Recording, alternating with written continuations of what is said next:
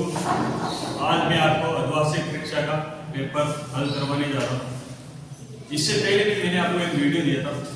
उस वीडियो के अंदर मैंने बताया था कि आदिवासी परीक्षा से संबंधित क्वेश्चन, और उसमें से बहुत सारे क्वेश्चन आए। अगर आपने देखा होगा तो शायद वो क्वेश्चन आप कर पाए, और इस बेसिक क्वेश्चन वहीं से उठे थे सारे। तो देखो ग्रेटिक समीकरण a नॉट इक्वल टू 0। देखो इसमें चर पद की घात क्या है? अपने चर पद की घात है, चर पद की घात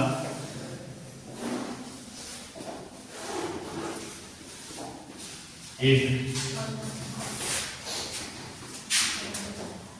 इसलिए इसका आंसर अब इससे संबंधित नेक्स्ट क्वेश्चन यहां से ये भी बढ़ सकता है कि a नॉट इक्वल टू 0 है या फिर अच्छा फिर आपसे पूछ देगा कि एक समीकरण है या नहीं। जैसे आपको दे देते 3x + 5,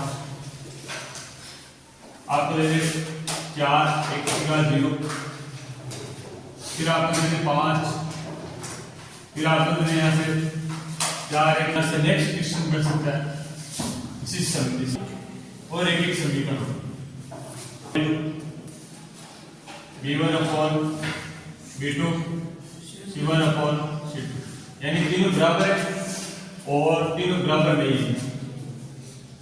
a1/a2 b1/b2 c1/c2 बराबर है या नहीं, दोनों की स्थिति होती है समान।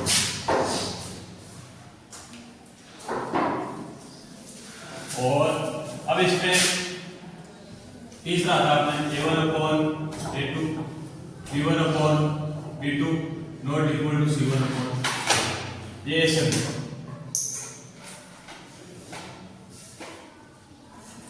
और इसमें आपके तीन कंडीशन यानी संगत में दो परिस्थिति समान थी, इसलिए इसको चेंज करा के संगत किया गया, और ये संगत में ये से बराबर 0, तो इसकी तीन कंडीशन होती है। ये होता है वास्तविक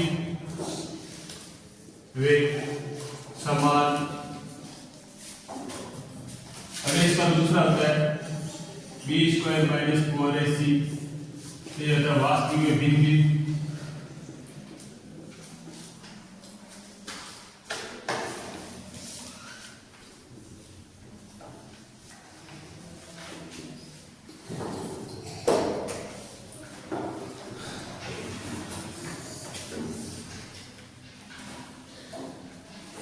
और तीसरा था b² - 4ac मूल नहीं।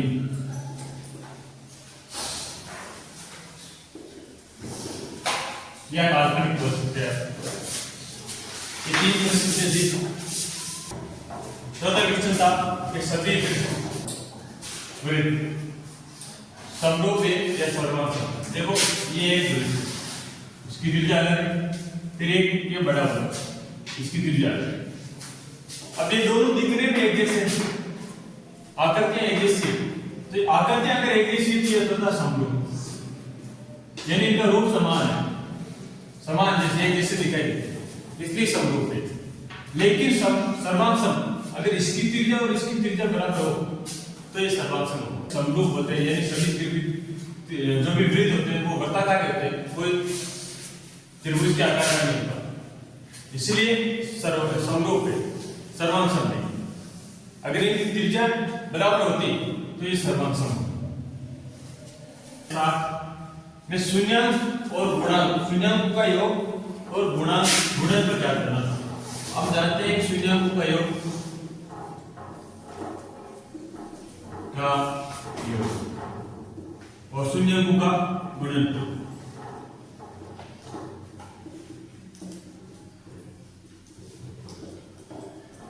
इस समीकरण से पहले आप इससे तुलना करते हैं। x² - ba + bx + c = 0। यहाँ से b का मान आएगा a बराबर 1, b बराबर -2 और c बराबर -5।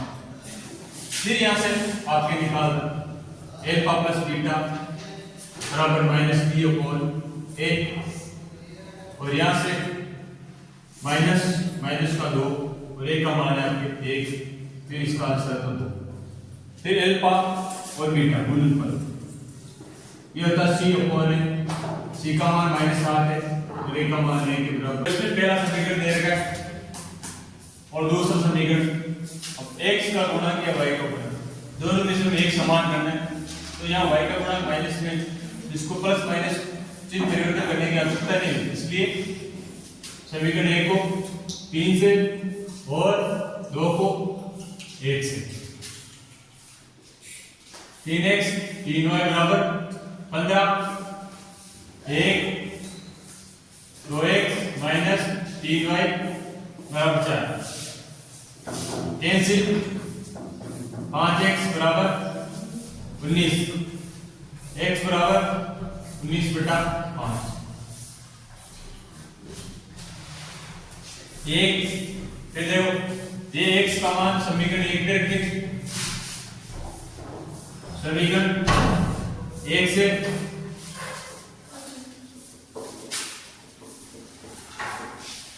x प्लस y बराबर 5,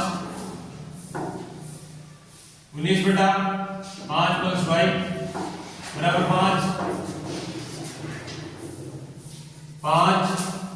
19 प्लस 5y 5, 19 प्लस 5y बराबर 25, 5y बराबर 25 माइनस 19, 5y बराबर 6 और y बराबर 6/5, तो यहाँ x और y का मान है, y और x का मान है मेरे पास 19/5, ये हो गया प्रतिस्थापन की स्थिति, y का मान 6/5 और x का मान 19/5। ये क्वेश्चन नंबर 7 है, इसमें आपको ये देखना है कि डी का समीकरण नहीं है, तो देखो x को x से करा x स्क्वायर, फिर x को 1 से x, फिर 2 को माइनस 2x, फिर 2 को 1 से माइनस कर दो, वापिस x को 1 से x स्क्वायर, फिर x को 3 से प्लस का 3x, फिर 1 को 1 से माइनस x, फिर 1 को 3 से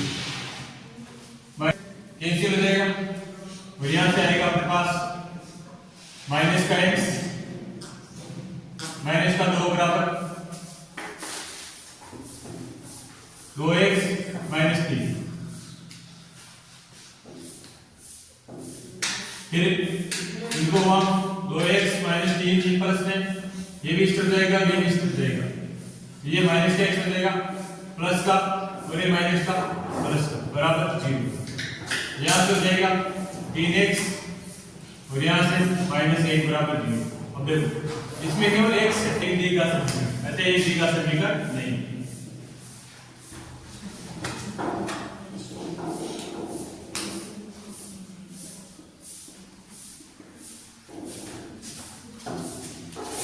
a बराबर -5, देख रहे हैं कि जो 60 का अंतर वो कितना है, a2 -a1, यानी कि 30 पद में से ये पद घटाना है, तो माइनस का 1 माइनस का 5, -1 माइनस माइनस प्लस 5 बराबर 4, तो डी का मान आ जाएगा अपने पास 4। फिर वापस देख रहे हैं a3 minus a2, 3 minus -1, 3 plus 1 बराबर 4, फिर देखो इसमें से a4 माइनस a3 7 -3 बराबर 4, तो सभी में समान आ रहा है, यानी कि अपने पास डी का मान कितना आ जाएगा 4।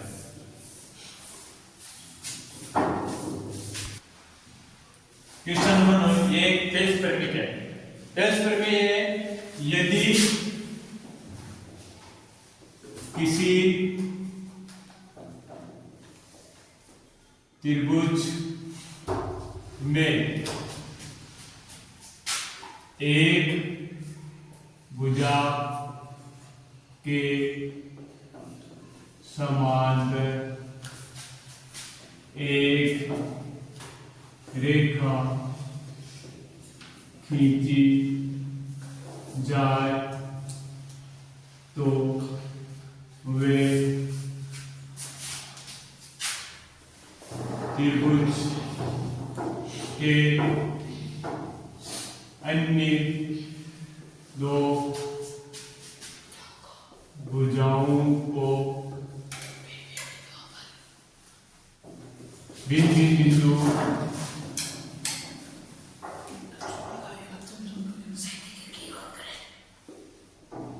बिंदु को बिंदु पर प्रतिच्छेद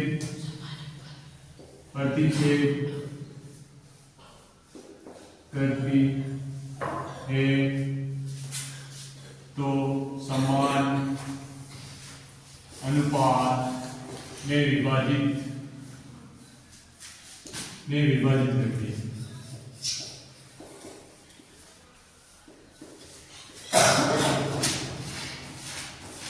ये चेंज करने के जैसे मान लो हमारे पास ये त्रिभुज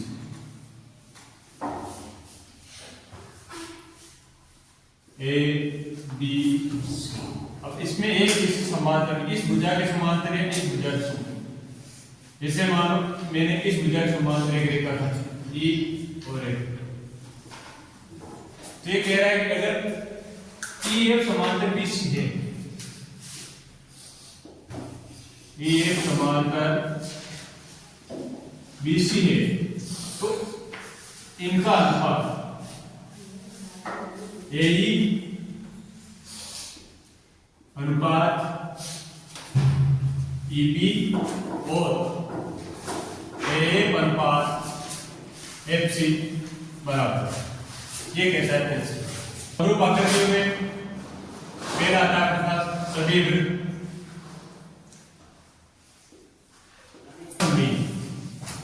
दूसरा सभी आए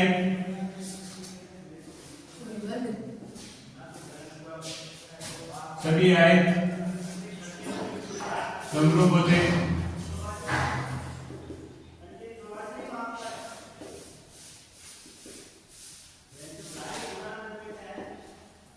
फिर देखो तीसरा है सभी वर्ग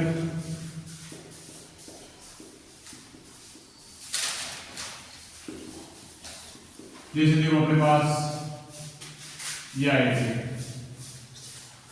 एक ये आए थे, ये वर्ग एक ये वर्ग, ये सभी समरूप आ सकते हैं। तरीका है कि अगर आप m1 लेंगे तो x2 आए और m2 लेंगे तो x1 आए अपॉन m1 प्लस m2, ये x का मान सेम ऐसा ही अनुपात तो होएगा m1 इसमें y2 आ जाएगा प्लस और m2 आएगा तो y1 आ जाएगा और m1 प्लस m2।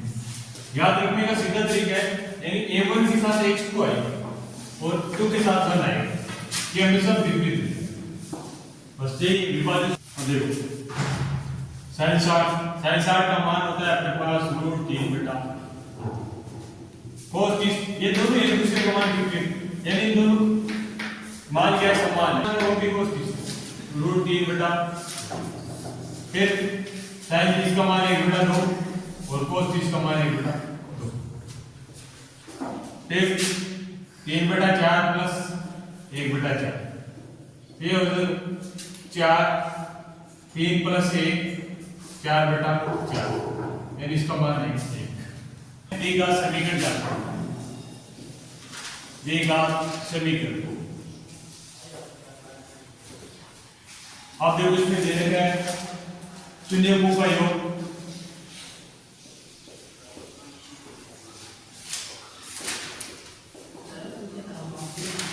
शून्यकों का योग हम लिखते हैं अल्फा प्लस बीटा बराबर 0। शून्यकों का गुणनफल अल्फा इंटू बीटा बराबर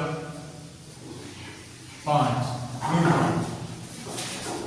अब ये दे रखा है समीकरण में याद है एक्स स्क्वायर माइनस शून्य को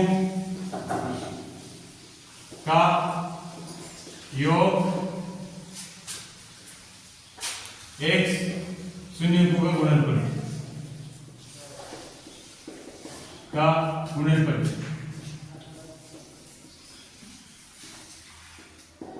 बराबर 0। X square minus alpha plus beta X alpha beta बराबर 0।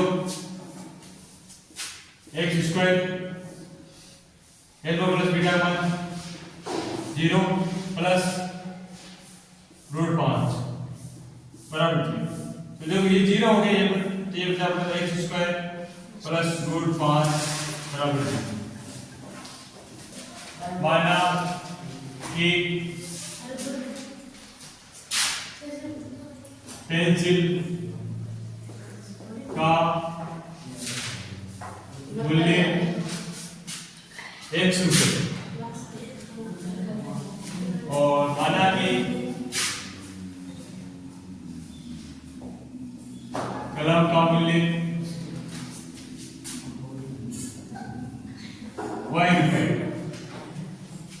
अब देखो 5x प्लस 7y बराबर 50 समीकरण नंबर 1। फिर 7x प्लस 5y बराबर 46 समीकरण। बस इतना ही इसमें व्यक्त करना था, इसको रेख समीकरण के रूप में व्यक्त करना है, ये था इसमें। फिर question number 15 2x square minus 3x plus 5, इसकी हम तुलना करेंगे ax square plus bx plus c बराबर 0 से। यहाँ से a बराबर 2, a बराबर माइनस 3 और c बराबर 5 माइनस 4ac इक्वल 0। अब इसमें 0 आएगा, ये क्या आएगा, ये तो बाद में पता चलेगा। तो b का मान माइनस 3 का स्क्वायर माइनस 4, a का मान 2 और c का मान 5।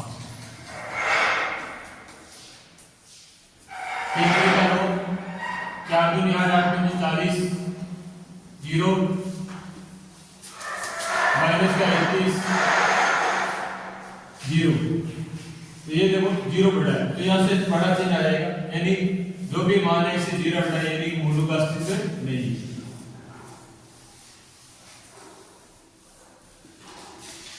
मूलों का अस्तित्व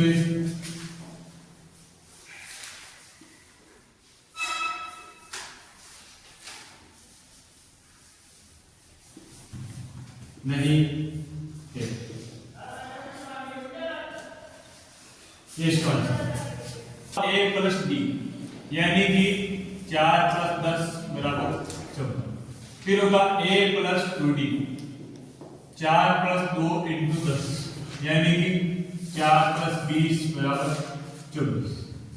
फिर होगा a प्लस 3d, फिर आएगा अपने पास 4 प्लस 3 गुणा 10, 4 plus 30 34। a plus 4d 4 plus 4 into 10 4 plus 40 बराबर 54। ऐसे करके ये हमें समान श्रेणी के 4 पद निकालना है। ये देखो अपने पास 17 क्वेश्चन है, तो क्या कह रहा है, यानी कि दो बिंदु दे रखे 2 और 3 और 4 और 1, इनके बीच दूरी ज्ञात करनी। तो इसे मान लेते p और ये q, तो p q की दूरी, और दूरी सूत्र में आता है रूट x2 माइनस x1 का square plus y2 minus y1 का। तो देखो इसमें से ये x2 ये x1, 4 माइनस 2 का स्क्वायर, फिर y2 y1, तो 1 माइनस 3 का स्क्वायर। इसमें आ जाएगा अपने पास 4 में से 2 गया, 2 का स्क्वायर, फिर माइनस 2 का स्क्वायर, 4 प्लस 4 बराबर रूट 8, 2 रूट 2 अंश में 1 माइनस 10 45 का मान होता है अपने पास 1 और 1 प्लस 10 इसका भी 1, तो 1 माइनस 1 और 1 प्लस 1 यानी 0 बटा 2 बराबर 3।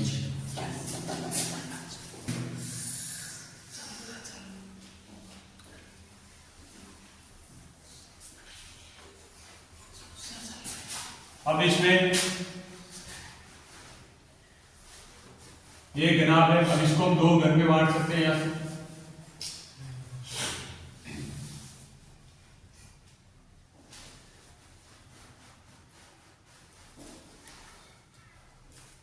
ये 2 घन मिला के एक घनाभ बनाएंगे।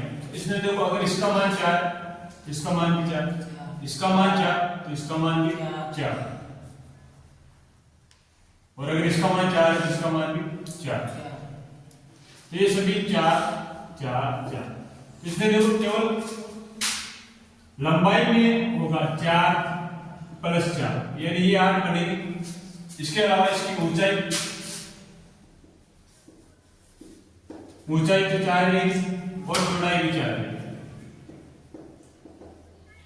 यानी कि 2 घन को मिला के एक घनाभ बना। और घन का हमें आयतन दे रखा था, घन का आयतन था 64। तो हम जानते हैं कि घन का आयतन a क्यूब होता है, a क्यूब बराबर 64, तो a बराबर हो जाएगा अपने पास 64, यानी a बराबर अपने पास कितना आ जाएगा 4। यहां से हमें a का मान 4 आ गया था और 2 घन मिला के एक घनाभ बना गया, जिसमें इससे हमें एक भुजा आ गई, यानी कि घन की प्रत्येक भुजा 4 4 है। फिर हमारे पास लंबाई आएगी 8, ऊंचाई 4 और चौड़ाई 4। फिर घनाभ का हमें क्षेत्रफल जानना है, तो घनाभ का पृष्ठीय क्षेत्रफल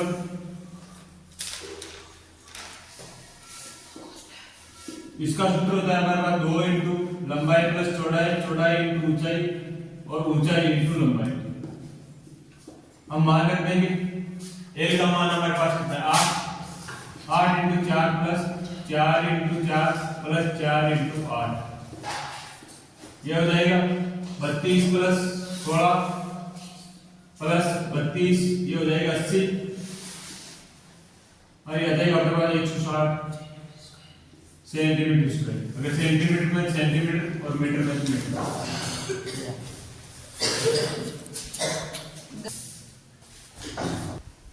अगर एक ठोस दे रखा है जो अर्धगोलक, यानी इस अर्धगोले पे एक शंकु है, इस प्रकार का शंकु है।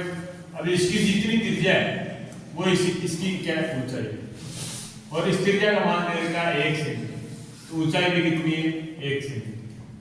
अब हमें इस ठोस का आयतन निकालना, तो शंकु का आयतन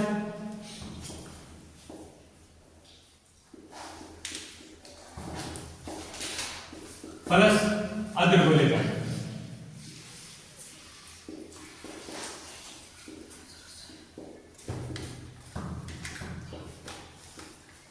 ये हो जाएगा दोनों मिला के ठोस का।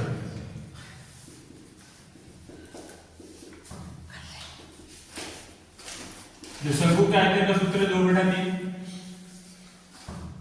1/3 पाई आर स्क्वायर इंच, और अर्धगोले का 2/3 pi r square, pi r cube. तो देखो यहां से 1/3 कॉमन आ जाएगा, पाई आर आ जाएगा, पाई आर स्क्वायर। यहां से बचा आर एच और यहां से बचा आपके पास 2 आर। 1/3 पाई का मान 22/7, या इसे पाई में भी व्यक्त कर सकते हैं। आर का मान हमारे पास 1 दे रखा है, और आर का मान भी 1 और एच का मान भी 1, 2 1, ये हो जाएगा पाई/3 इंटू यहां से हो जाएगा 1 + 2 पाई/3 इंटू 3 से 3 कैंसिल किया जाएगा पाई सेंटीमीटर क्यूब। ये इसका आंसर है। सबसे पहले वो 5 देते हैं, यहाँ पे 5 का जाएगा 5,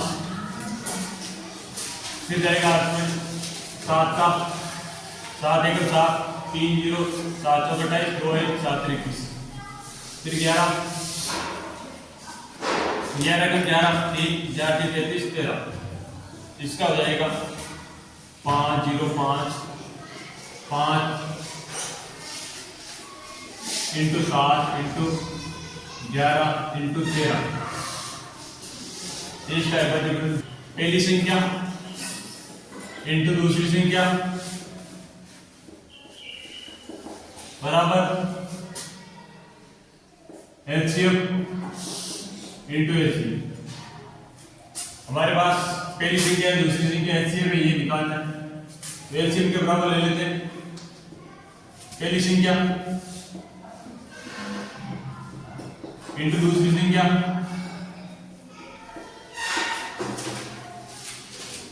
एलसीएम।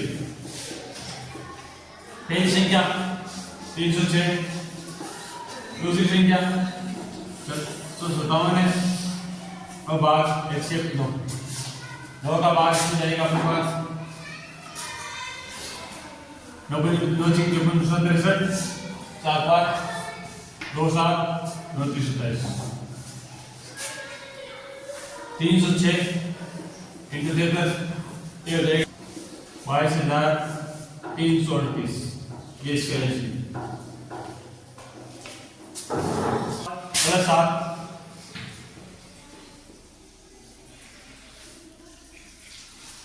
ये अपने पास 112 फिर 119 ऐसे करके 999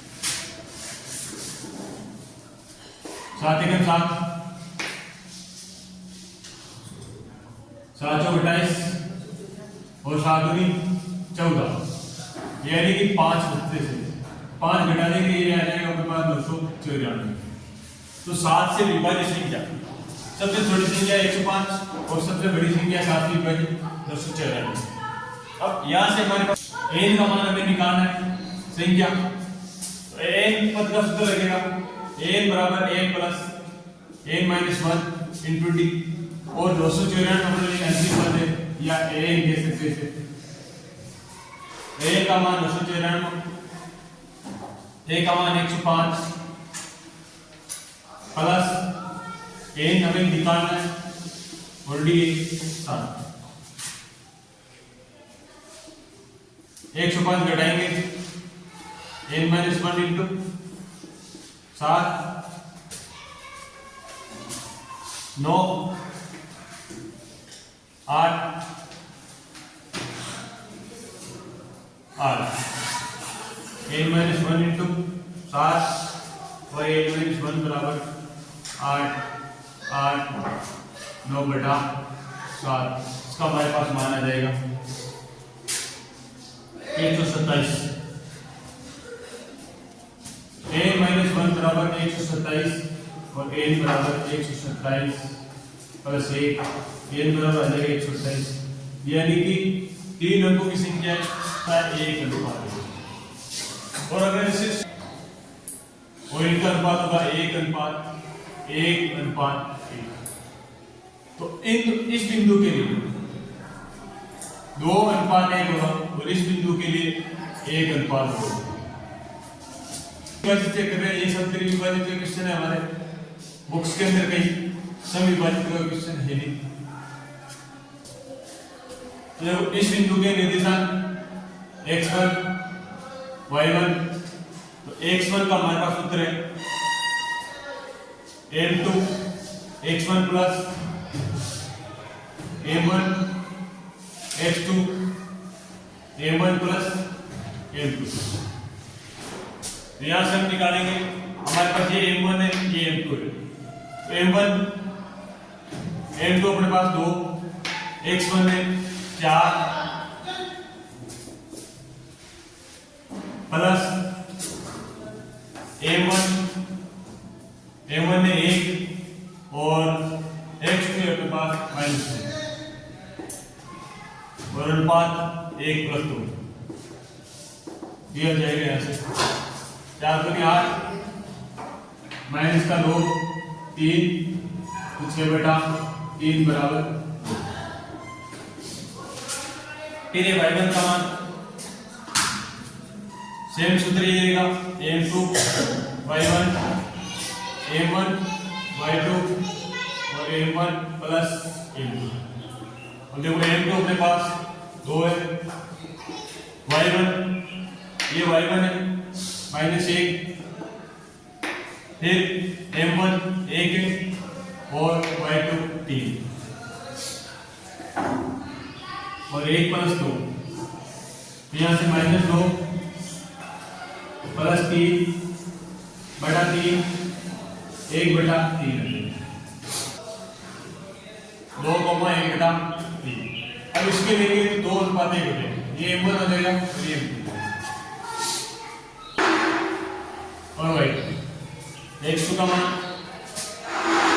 m2 x1 m1 x2 m1 plus m2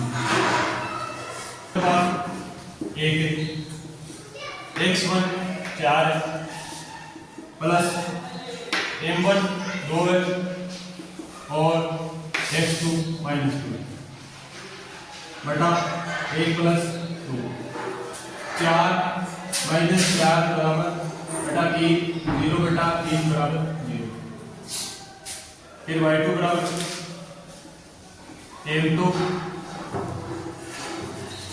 y1 m1 y2 और m1 प्लस m2। m2 का मान अपने पास 1 y1 -1 प्लस m1 है अपने पास 2 और y2 है -3 1 प्लस 2 प्लस 1 लिखेंगे या फिर 1 प्लस 2 माइनस को 1 प्लस का 6 बटा cos है 1 प्लस sin है। अब देखो 1 प्लस sin है लघुत्तम है तो cos से cos cos स्क्वायर cos से cos से कैंसिल ये हो जाएगा 1 प्लस sin a का होल स्क्वायर। यहाँ से a का स्क्वायर प्लस sin स्क्वायर है और ये हो जाएगा अपने पास 2 sin a और नीचे हो जाएगा अपने पास cos है और cos है और sin है। इसे भी लिख देते हैं। अब देखो cos स्क्वायर है sin स्क्वायर है 1 बढ़ गया तो 1 प्लस 1 2 sin है तो नीचे आ जाएगा cos है 1 प्लस sin है। यहाँ से हो जाएगा अपने पास 2 प्लस 2 sin है और नीचे है cos है 1 प्लस sin है।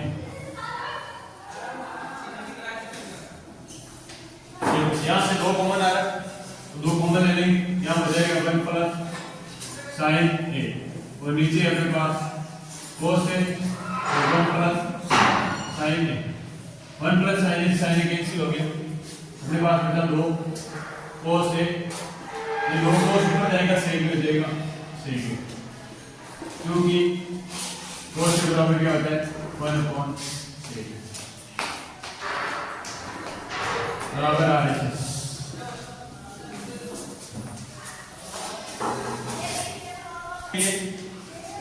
एक मीनार देंगे, मीनार के 5 बिंदु से एक बिंदु की दूरी है, 5 बिंदु मतलब होता है आधार और यहाँ से उसकी जो दूरी है वो 15 मीटर है और इस बिंदु से मीनार के शिखर का जो विजन कोण है वो 60 डिग्री कट रहा है और ये विजन कोण है वो इसकी ऊंचाई ज्ञात करनी है। तो माना कि मीनार की ऊंचाई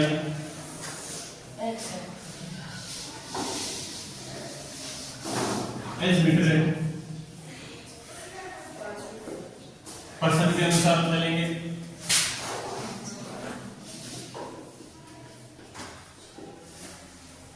अब देखो इसमें कौन सा कोण बन रहा है, लंब बटा आधा, क्योंकि ये अगर कर्ण है तो ये बनेगा, ये 90 डिग्री है, ये कर्ण बनेगा, और ये थीटा ये लंब, ये हो जाएगा अपने पास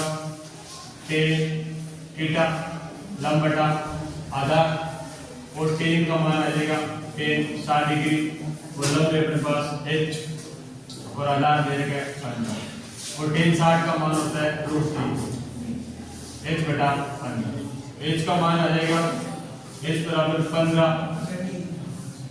√3 बस। अतः बिना 15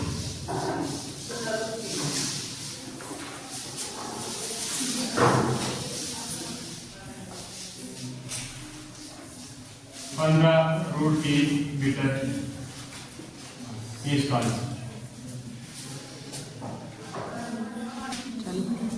वृत्त के केंद्र से Q बिंदु की दूरी 25, और Q बिंदु से एक बिंदु जो कि स्पर्श बिंदु की दूरी रहेगी 24 सेंटीमीटर, और हमें निकालनी त्रिज्या। देखो ये बन रहा है हमारा 90 डिग्री कोण, क्योंकि वर्ग की त्रिज्या और स्पर्श रेखा के बीच कोण होता है 90 डिग्री, इसके सामने ये जो हो गया हमारे पास, और ये लंब ये हमारे लिए आता है, तो पाइथागोरस प्रमेय लागू होता है इसमें।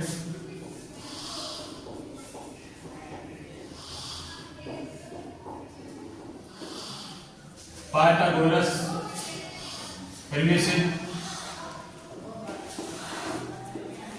कर्ण स्क्वायर बराबर लंब स्क्वायर प्लस आधार स्क्वायर।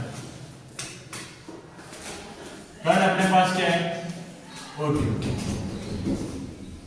लंब है PQ, प्लस आधार है OP। OQ का मान है अपने पास 25, PQ का मान है 24, और OP का मान हमें निकालना है। इसका मान होता है 625, 24 का होगा 576, और OP स्क्वायर। OP का मान निकालने के लिए 625 माइनस 576, OP स्क्वायर बराबर रह जाएगा 49, और OP का मान आ जाएगा अपने पास √49, OP बराबर 700। अतः OP वृत्त की त्रिज्या कितनी है?